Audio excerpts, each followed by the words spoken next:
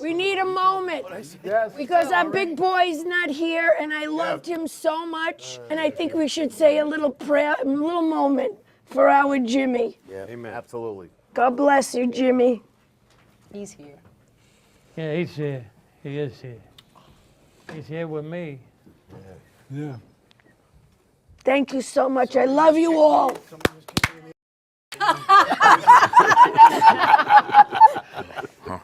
Okay, so this is what we're going to do. You have to indulge me for 1 second. All I need you to do is look into the camera, say your name, and say what character you played. I'm Jerry Adler, and I played Hesh. Hi, I'm Lorraine Bracco. I played Big Pussy.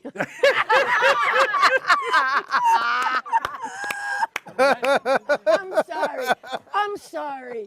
I'm Lorraine Bracco, and I played Dr. Melfi. Thank you very much. I'm Catherine Narducci, and I played Charmaine Bucco. John Ventimiglia, I play Arthur Bucco. Beautiful.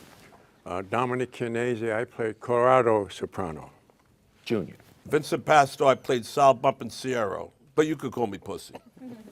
Maureen Van Zandt, I played Gabriella Dante. I'm Tony Sirico, and I play Paulie Walnuts. You got that? Stevie Van Zandt, play Silvio Dante. Michael Imperioli, I played Christopher Moltisanti. Edie Falco, I played Carmela. Jamie Lynn Sigler, I played Meadow Soprano. I'm Robert Eiler, I played AJ Soprano. Have you all been together at all in the last 5, 6, 7, 10 Not plus together. years? No. There wasn't any. Nope. Really? I wouldn't go near these people. This is the first 20-year reunion, so we wait. Yeah. Don't remind me. 20 years. Here's my question.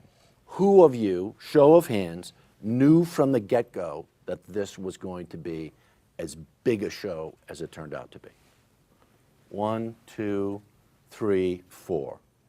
Why did you think? Because I asked David what was going on because they hadn't committed to making the show, and they had a very short period of time to do that. And I called David. I said, "What's going on?" And he said, "Listen, I'm going to send you the pilot." I watched the pilot, and I literally jumped for joy. I said, "This is the best thing I've seen in 5 years. TV, movie, theater, whatever. I absolutely think it's fantastic." Right, right. Wow. But we had other people who didn't raise their hands.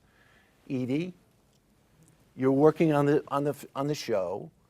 You're working away. Did you think this thing had any chance at all? I never know.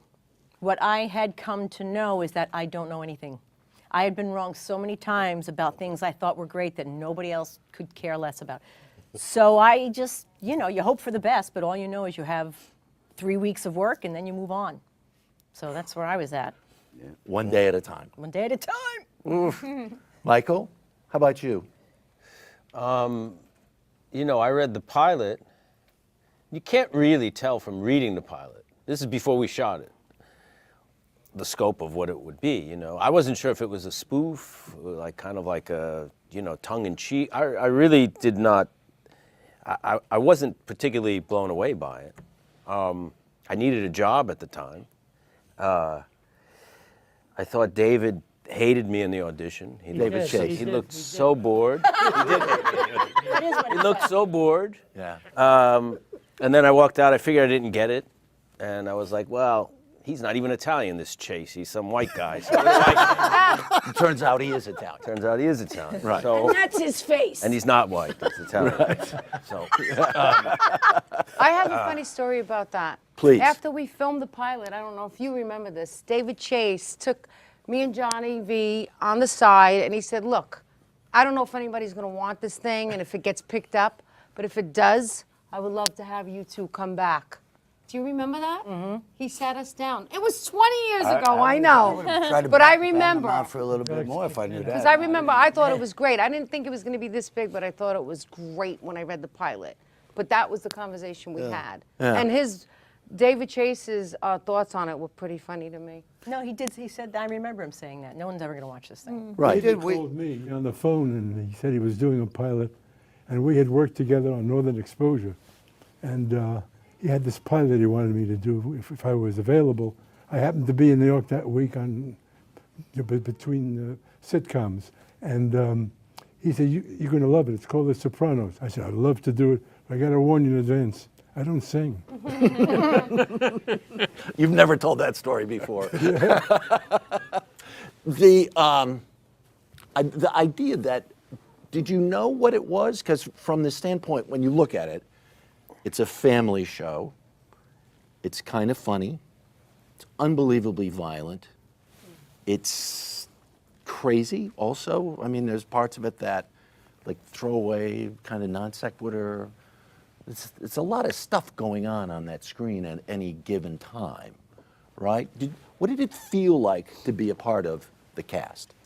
I remember in the beginning, as soon as I had been auditioning for like stuff for probably 5 years or something, and I remember it was my first TV show, and I remember going home and my mom, everybody was like, "Oh, you got a TV show, you're gonna be famous."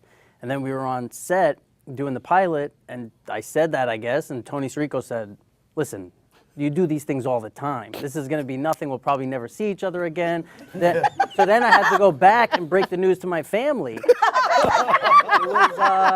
It was tough, but then, you know. You Mr. might as well spread it. Right? Tony, talk about it, because this was not your first rodeo. No, it wasn't, but I'd killed before. Number one. I have no doubt. Number two, when I went into initially audition for David, he looked at me. He said, "You sit there." He put a hat on me, and the lines were, "These kids today." I said, "Is that how you want to see?" He says, "Any way you want it. Anyway, I'm playing an 80-year-old man." As I put the hat back on, "Son of a, these kids today." That happened. That's two. Three, I get a phone call. HBO is deciding on three of us: me, Frankie, Vincent, may he rest in peace, and Dominic. We all had our turn at bat. We did the routine. I did the same thing. I did all I could for this type of character. I'm playing an 80-year-old man. These kids today. That's what I said. Everybody went. I got a phone call an hour later from David Chase, who tells me, he says, I says, and he says, "Yeah, you got some bad news. You're not playing that character." I says, "Uncle John." Uncle Junior, thank you. He says, "But he says, I got something in mind for you. I'm not sure. I want you on the show. I haven't decided what you're going to do, who you're going to be." I said, "Yeah, okay, sure." I hung up.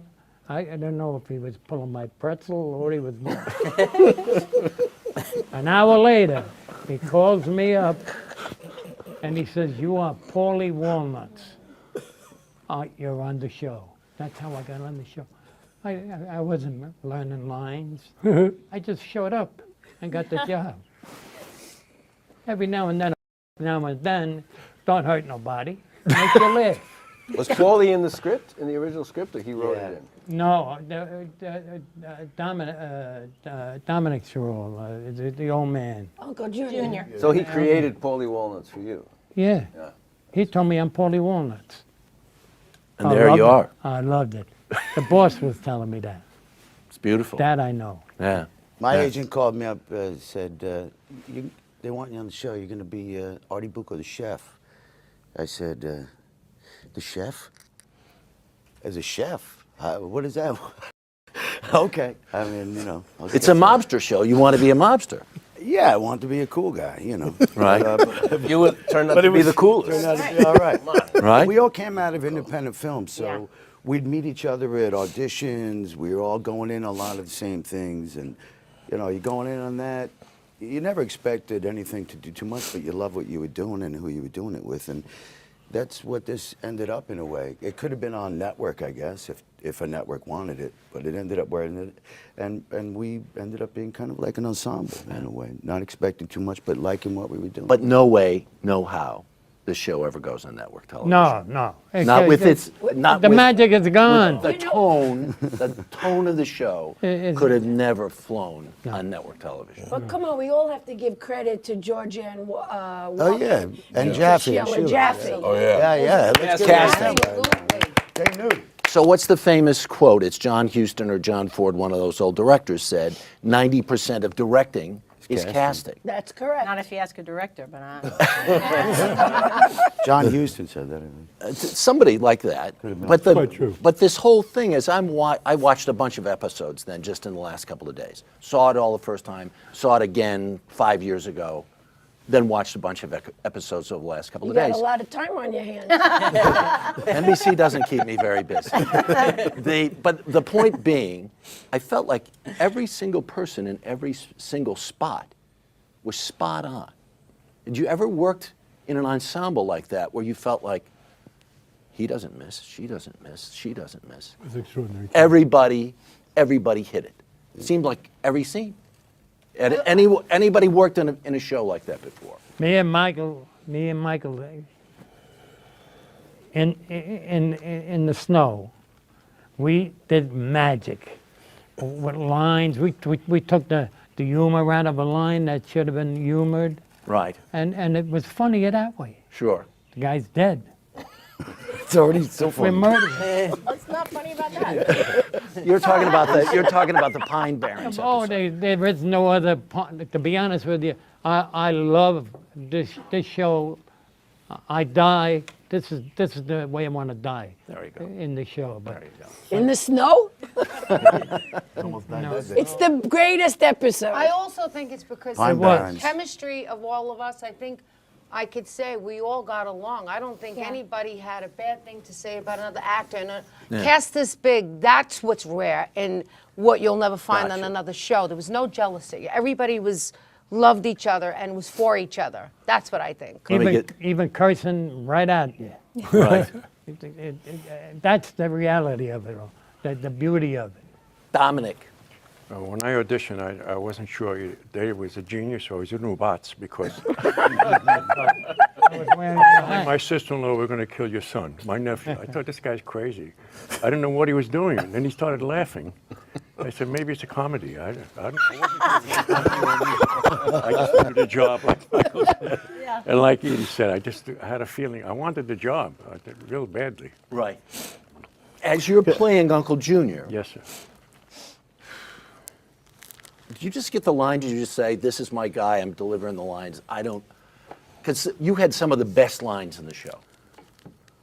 Yes. Yeah, I had some Well, great like ones. I'm a I didn't wait away for the from reading. being the boss of New Jersey.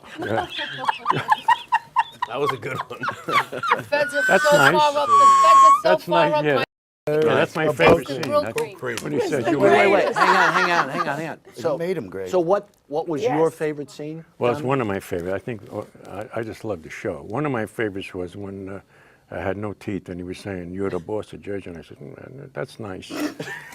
That I like playing that old. Do you watch the show? Do you ever watch the show now? Sure, I watch. Oh, once in a while I watch it. Yeah. How about? Because you get killed. You get killed in the end of season 2, Yeah. right? We all cried when And you got killed. did you think, oh my God, I'm on the best ride of my life and they're going to kill me now? No, because David called me between season 1 and season 2, and he promised me a great season.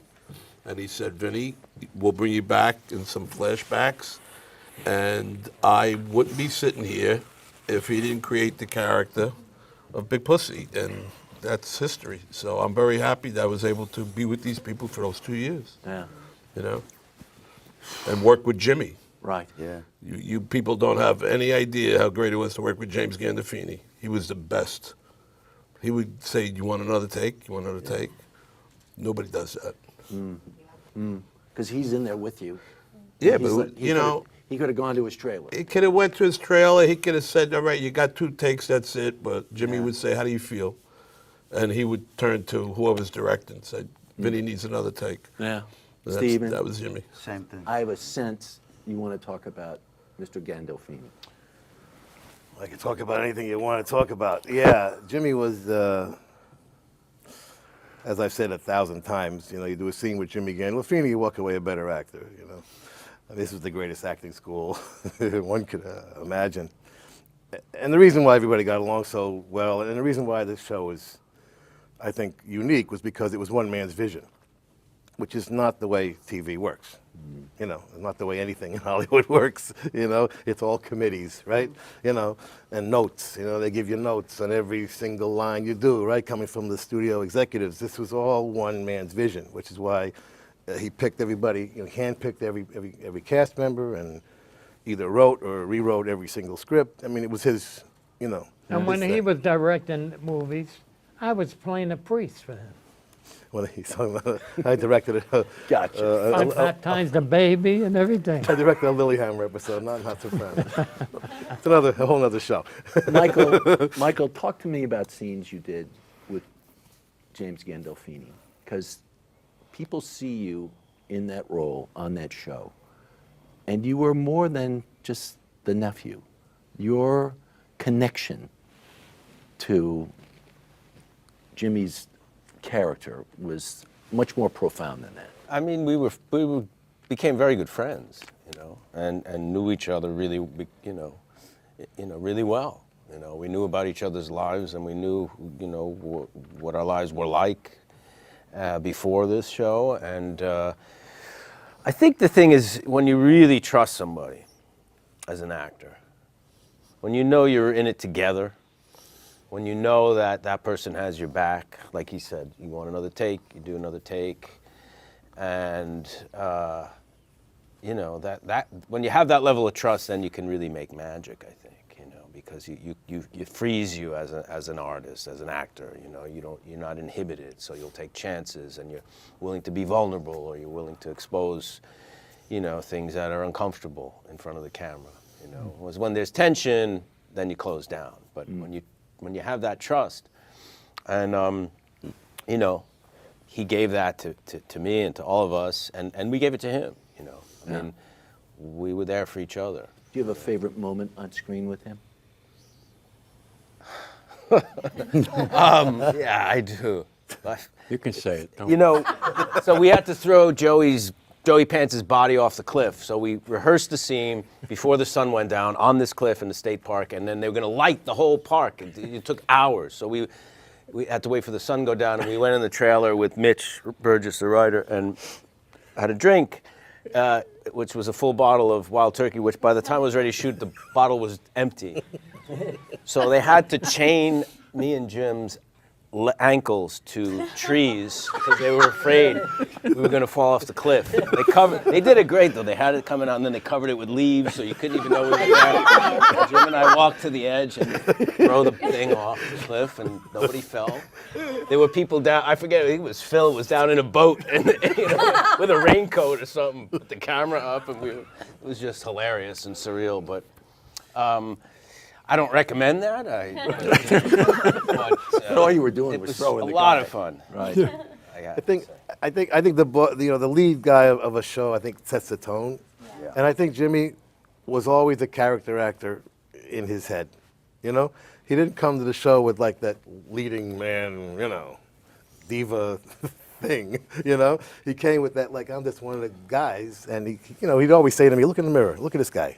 Yeah. Talking about himself.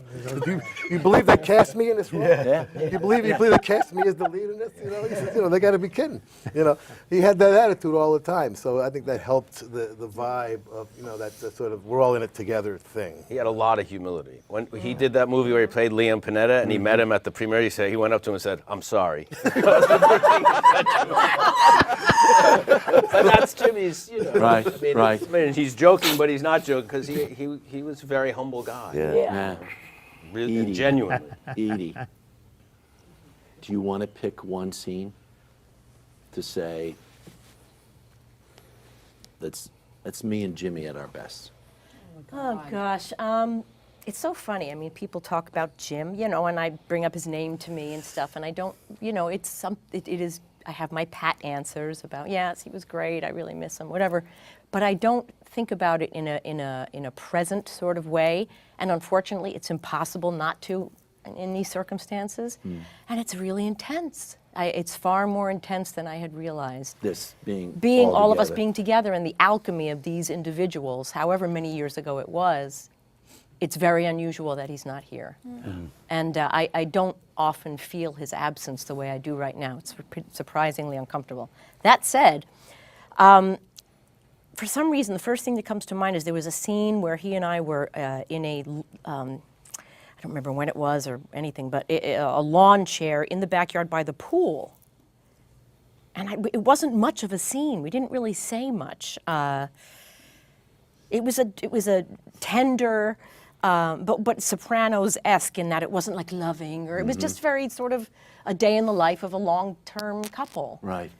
And I just remember thinking, how can this feel as complete as it does, as real as it does, when I don't really know this guy in reality? Because unlike Michael, Jim and I were not particularly close. I really didn't know much about his personal life, just what, the rest of the world knew, Right. nor he about mine. So when we were together and I looked at that face, he really was just Tony. Every space in my brain was just this husband. And what we do is very strange because it's not pretend. But it's not becoming another person, obviously, because that's, I guess, psychosis at that point. But it's some weird place in between. But there was something about that scene in particular where I thought, holy crap. I don't know if I also don't know who's going to watch this or if anyone else will be affected by this the way I am. But and I don't know that I actually ever saw the scene. But I remember shooting it in the backyard on these two lawn chairs, and we sat there next to each other, maybe said a thing or two, and I don't know. Okay, so you know what that means? 86 hours of stuff we have to look through tonight to Oh, find gosh. this friggin' scene. Edie and Jim in the White Yes. Caps episode, some of the greatest acting movies, TV ever. The two of them in the house. That's so you're in the summer house, but it's when you realize that for the umpteenth time he's lied to you so much. Oh, that could be any season. But this is about girlfriend 1 and girlfriend 13 and Right. 66 and 67. And here's this moment where it seems like, oh my gosh, here's this new chapter in our life. We're going to get this beach house. And then you find out he's still been lying to you. It's unbelievable. Really? I'm just getting this? Wow. He punches the wall. I agree. It was one. I remember him punching the wall. I remember Edie had a moment there of like, should I be protecting myself? Oh, no, I remember that. I mean, That's because when I don't think he was supposed to punch the wall. My memory was that. That's when you confessed about Furio. Yeah. Right, Maureen? That's right. Yeah. They ran that the other day. Yeah, you Edie, confessed that it. was amazing. The work you guys did in that scene was Yeah. amazing. Thank you. Wow. Thank you. Wow. Yeah. You have a favorite? What is your favorite of all the scenes you did with your dad or episode? Do you have a favorite that you did with Jim? Well, when the show started for me, I hadn't done much. I was 16 years old and had only done theater, and being on a film set and being around these amazing people, I was so intimidated and felt like I didn't belong. And I think when we did the college episode was like the first time that I really had a lot of one-on-one time with him and a lot of heavy dialogue and a lot of scenes. And I remember him saying to me, he could tell I was nervous, and he said, just look in my eyes and trust me. And it was everything, and I've taken that with me just in my life, but also like talking about the person that he was offset. I can tell you on behalf of Robert, and I think I can speak for you, that he kept his distance as respect to us, because trying to respect us as little individuals, as part of this cast, because we were the kids for so long, but the way that he would check up on us behind the scenes that we found out later between like our reps or my parents or anything like that, just the care he felt and the responsibility he felt to make sure we were okay, you don't find very often. It's really special. He's watching out for you. Yeah. That's huge. Yeah. Did you feel that too? Oh, yeah. I found out later on that he would call my manager. Be like, what is he paying for rent? Like, even questions like that, like just to make sure I'm not being an idiot and staying in some penthouse somewhere and being dumb. And then he would tell him, don't tell him I called, Yeah. Right. I don't, he didn't want the credit for it. He just wanted to know. He wanted to, like, I think he actually slept better at night knowing that we were okay, which is crazy. How He do you- was how do you- the greatest. How do you account for that? That's just wild. Talk to me about scenes you shot. You sit, how many feet apart? 10, 12 feet apart? Never enough. Never enough. Seriously. I mean, there were moments when you're sitting there and you're watching this guy across from you that everybody says basically was a singular talent. Yes, he was a singular talent. He was. I What- think Jimmy was a great actor. Yeah. What was that like for you to be on the other side of that? I found myself sometimes, because what happened was Jimmy would want to do, he had a lot of very long soliloquies, basically, monologues with me. And he would ask the camera department and sound department, he didn't want to cut. He wanted to be able to just go through it.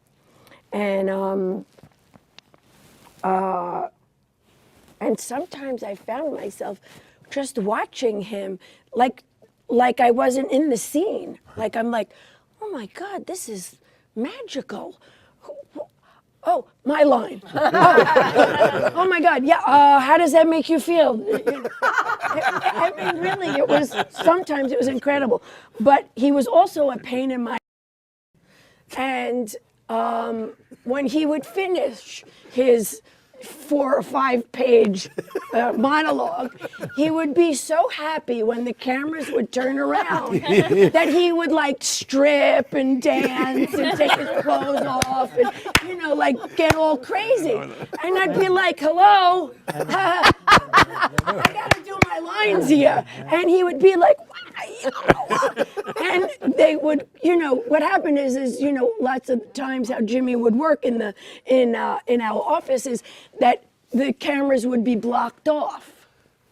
The cameras would only be seeing me and not him doing his, striptease. Right. So I'd be like, yo, hello. Do I have to do? And everybody would be like, oh, come on, Lorraine. And I'd be like, do you know what I'm looking at? Not fair. I've got a bunch of stuff to go here, but what people seem to be obsessed with is the last episode. This is so interesting. This was your job for that many years, and you walk away from that. The audience, it still stays very, very present for the audience, it seems. Because when I said, yeah, well, we're going to interview some of the cast from Sopranos, it's like popcorn, all the ideas that are coming at me, flying at me. Let me go all the way in the back. When people talk to you about the last episode, what do they say? Most of them think that Tony and the entire family were killed. Right. I think people want to think that because I think they want to think something really dramatic happened. And I always saw it as life just went on. It went gray, went black, and their life could have gone on forever, but there was always that sort of specter of could happen. Mm-hmm. So I chose to think that it was nothing. Does it was matter? just a moment in their lives, Yeah. having dinner and cut, and that's it. That's it. But people like to make very dramatic. Well, the music is playing, about it. Don't Stop Believing in the Yeah. background. Right, you're shooting the scene. Did you know it stopped? Did you know he was going to cut it where he cut it? I never knew what was going on. That's the truth. I didn't, and I didn't know what it meant, if it meant anything, and I was just so grateful to be a part of it in any way. Yeah. One of the things I loved most about this job is that I didn't feel like I had to know the larger arc of these people, what the story was about, Yeah. the capital A, because I had such immense trust, almost like a great parent, in the people at the helm, primarily David Chase, to know what this was about. So I didn't understand the ending. It's exactly like Maureen said. Life goes on, but we're just not privy to it anymore as audience members. Right. And how many people have said to me, no, I get that, but what actually happened? Right, right. You know, like, it's like, well, that I can't tell you. Right. Yeah. We It's shot it amazing. just for us. That's People right. thought their exactly. cat pulled the plug out of the wall. That's right. I mean, that's where it went. No, they thought cable went down. That's right. Like, Yeah. what happened? I didn't pay my Con But Ed bill. so, None of us knew what the ending was, did we? Yeah. No. It was over. That's right. Wasn't it? Nobody shoot knew a that. different way? I killed the I cat. wasn't even there the day that you guys I shot killed that him. scene. That's That right. was a completely different day. That's I right. had no choice. well, well, okay. So you're out there trying to park your friggin' car. By the way, it's very hard to park badly. I will say that. Like to So park, you're a good parallel I'm parker. a very good parallel parker. Like that. In real You know, life. that Jimmy had an acting ability. Yeah, You know, you found that stuff, that space in it. It's I amazing. did. Right? Does it? Do people stop you on the street still? Yeah. Oh, Big, yeah. big time. Yeah. Yeah, big time. I'll forever be called. Next generation now. So if someone stops you on the street, do they say Jamie or do they say Meadow, always. really? Yeah, because it's just how they. Yeah. They feel such Oh, a connection I had to stamp to with her. our name I get it. forever. Yeah. Right? Yeah. You know her name All and I you just ever called get is Jim that her I was dad. such a. That's Yeah, how deep. yeah. That's how deep it is. Well, That I was yeah. such a. It's kind of fried. Who's what? I I get said a lot of all I sympathy. ever get when I get stopped is I was such a. Everybody You hated did it me. well. I You hated did it me. well. I wanted to love Tony, but I couldn't. Right. I wanted to love my husband, but I couldn't. I mean, Oh, Tony, huh? All right, so it's true.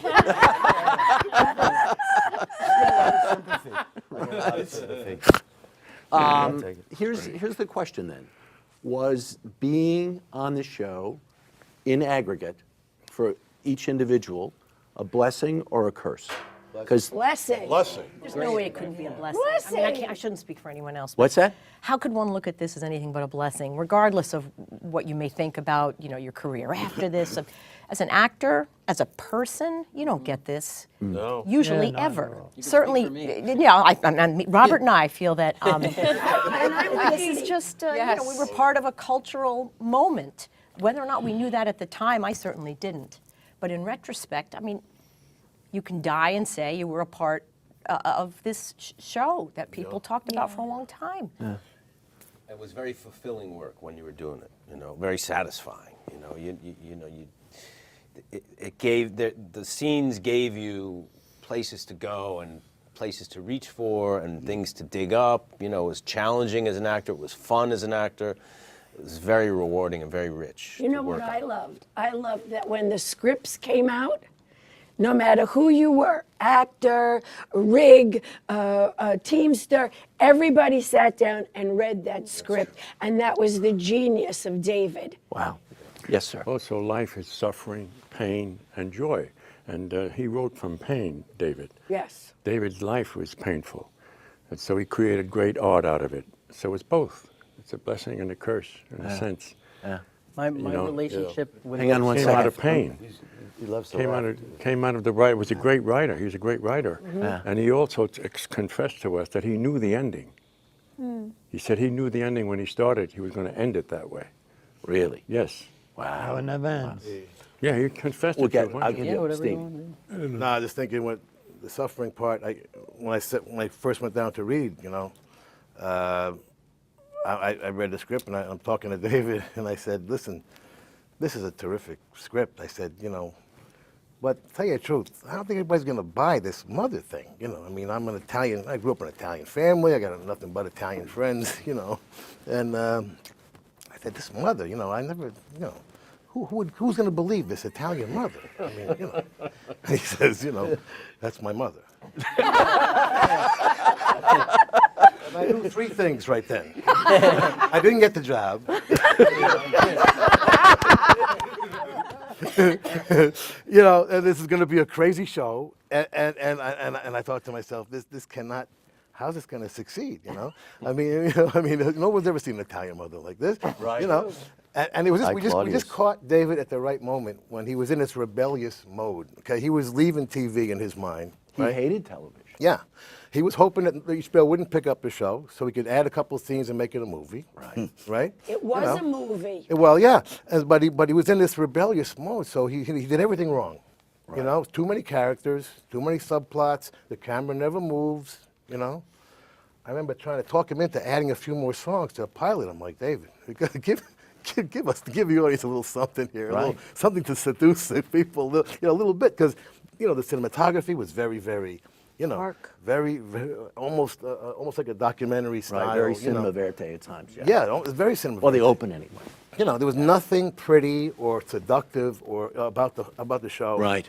He refused to compromise completely. Amazing amounts of silence in terms of Yeah. music on the screen. Yeah, I mean, where this it's just dialogue. long takes. Yeah, Just- exactly. People feel uncomfortable to get them to really. Say it. Start it again. You almost have to make the people uncomfortable. I think the music can almost relax you a little bit, or tell you what to feel, or tell you where to go with your emotions. And I think to really force an audience to sit there and observe and feel is powerful. Very courageous. Yeah, very courageous. Very gutsy. Very unconventional. Without Yeah. question. I cut you off a second. I was ago. just going to say, Sopranos might be the only relationship in my whole life where I look back and I can't find a bad memory. I just smile. Everything I think about makes me laugh, and I don't know if it's selective, but I don't. Every single thing I think of is. But really, That's the psychiatrist. everything I look back, it's all smiles and happy. And then we were talking the other day about when we used to go to the Emmys and this, I don't know how many awards we won. I don't even remember which times we won, we lost. I just knew we were all going, and we were all going to hang out. And then you would see there are the people from this show, and there are the people from this show, and some of the people from this show over here, some of them over here, and it would be where are the Sopranos? In that corner. all together. Nobody was going around and schmoozing and this and trying to find it was just we were all together and we were laughing and we were having the best you couldn't tell if that was a table of guys who just lost or won or that. We showed up at our first Emmys in a bus that said New Jersey Sopranos Transit bus. on the side. Does anyone It was a remember that? Sopranos We took a tour bus, all of us together. That's Yeah. amazing. And we lost best show and we all walked out. Oh, you didn't stay. No, we were pissed off. Pissed off. They were gone. So screw this. Do you remember who you lost to? West Wing? West Wing. Yeah. West Swing or the practice, one of those two. West Wing, I think. West Wing. I remember one time when they said, and the winner for Best Actor is James, and we That's right. all stood up and went crazy, and it was, who was Spader. it? James Spader. And we all, it was crazy. I That was remember not that. good. That was not a good. Yeah, it's bad. That's when I realized how big the show was. We didn't realize because we were all in a bubble in New York. Yeah. Like you said, you didn't realize good, bad, what we were doing. Nobody had a scope of what was going on. And when we got to the Emmys, the first time, or the SAG Awards, whatever a big award show that we all got on a plane together. And when we got to the award show, I'll never forget, when we got out of the car, I remember seeing Brad Pitt and Jennifer Aniston and all these big people. I've never been to an award show before.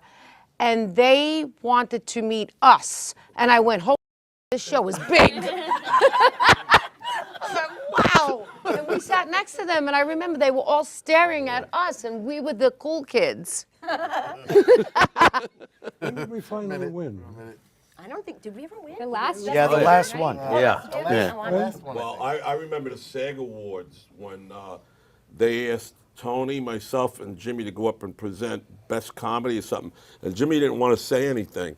So he left the dialogue between Tony and myself, and then Jimmy said one word, And then we won that night, so we were up there twice. It was a great night for all of us. Right. The SAG Awards. Yeah. Is a night like this bittersweet? Yeah. Yes. Like this. Yeah.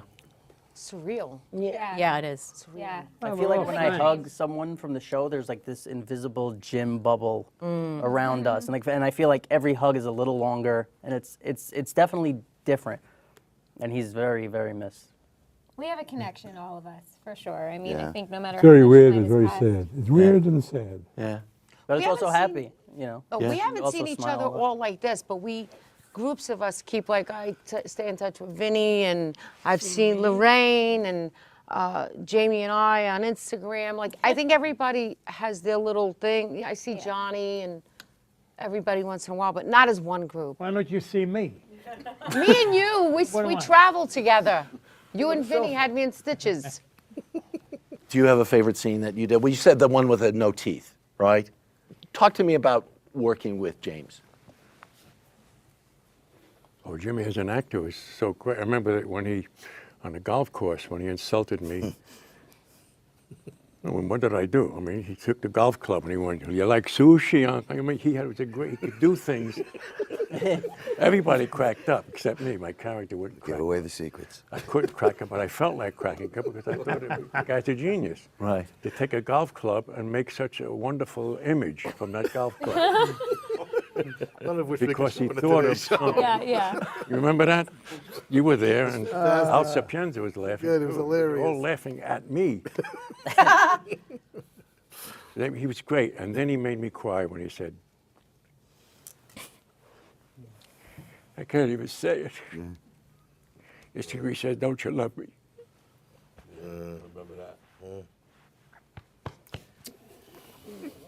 Sorry. It's more sweet than bitter. This is an embarrassment of riches.